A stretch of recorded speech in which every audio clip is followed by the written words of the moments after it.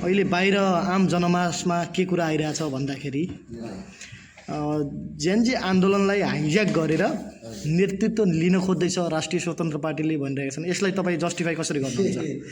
त्यस्तो नहोला मेरो विचारले। अब म त्यति विज्ञ त होइन, त्यस्तो मेरो विचारले नहोला, हाइज्याक गरे नहोला। किनभने एउटा स्वतन्त्र पार्टीले मात्रै गरे छैन हजुरको।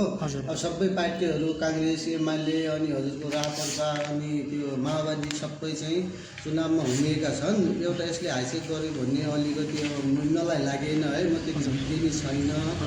मेरो विचारले जेएनजी भाइहरूको योगदान जो हो सकेसम्म एउटा नयाँ परिवर्तनकै लागि हो, पुरानाहरूलाई फाल्ने भनेर मेरो विचारले है। म त्यति विज्ञ छैन, पहिला नै भनिसकेँ हजुरलाई।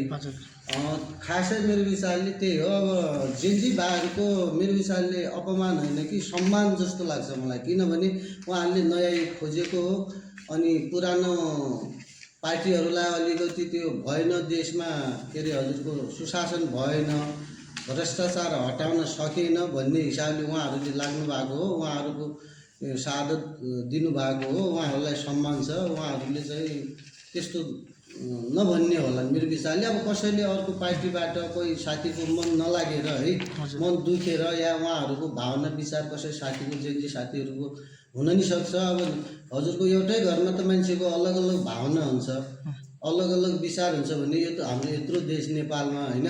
सबै कसै पार्टीको कोही साथीहरू जेएनजी, अब एमालेको छोराहरू मानौँ एमाले जेएनजी होला, काङ्ग्रेसको साथीहरू काङ्ग्रेसको जेएनजी होला होइन, रासपाको जेएनजी रासपा जेएनजी होला।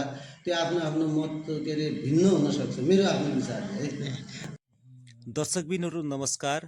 आज हामी यतिखेर शुक्लाफाटा नगरपालिका वार्ड नम्बर 1 वनशाहको वडा प्रचार कार्यालयमा हामी जाँदैछौँ।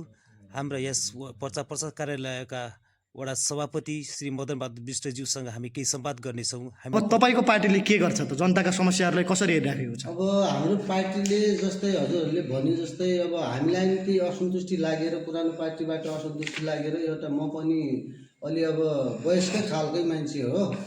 यो युवा साथीहरूको जुन चाहना छ नयाँ हुनुपर्छ र यो नयाँ नै हामीले एकचोटि अपनाउनुपर्छ।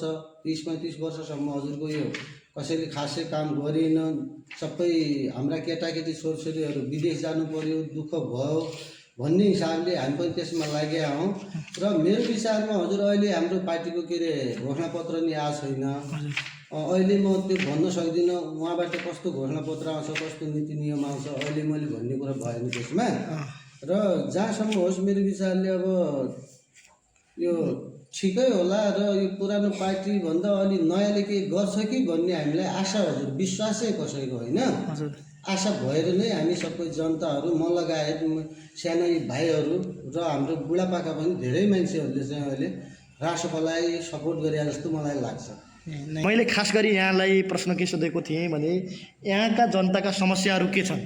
तपाईँहरूले जनताका समस्याहरू के छन् त? यहाँ चाहिँ वनशाहतिर भनौँ, विशेष गरेर वडाका तपाईँ वडा सभापति भएको कारणले पनि यहाँ के कस्ता चाहिँ समस्याहरू छन्, के कस्ता विकासहरू अझै पनि सम्भव हुन सकेका छैनन् होइन? यो त अलिकति गतिलो ठाउँ हो नि त होइन? परराष्ट्र मन्त्री समेत बन्नु भएको यहाँबाट चाहिँ जनताले चयन गरेर पठाएका मान्छेहरू यहाँदेखि चाहिँ प्रतिनिधित्व गरे हुन्, तर खासै विकास चाहिँ भए जस्तो लागेन। जुन चाहिँ हामी जनताको माझमा गयौँ त्यो समस्याहरूको समाधान भएको छैन भन्ने कुराहरू जुन आयो, अब यहाँले यो कुरालाई कसरी हेर्नुहुन्छ?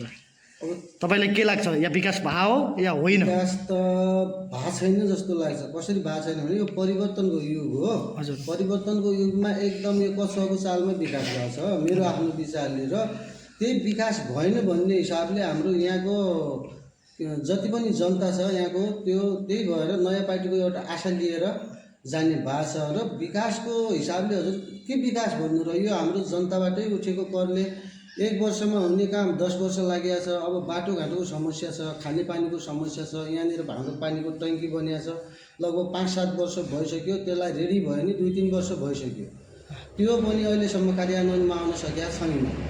अब विकास त त्यही हो, हाम्रो प्रत्येक गाउँघरमा टोलमा राम्रो बाटो हुनु पऱ्यो, खानेपानीको व्यवस्था हुनु पऱ्यो, शिक्षा स्वास्थ्य हुनु पऱ्यो भन्ने भनाइ हो। हाम्रो शिक्षा स्वास्थ्यमा पनि खासै हाम्रो त्यस्तो प्रगति देखिएन।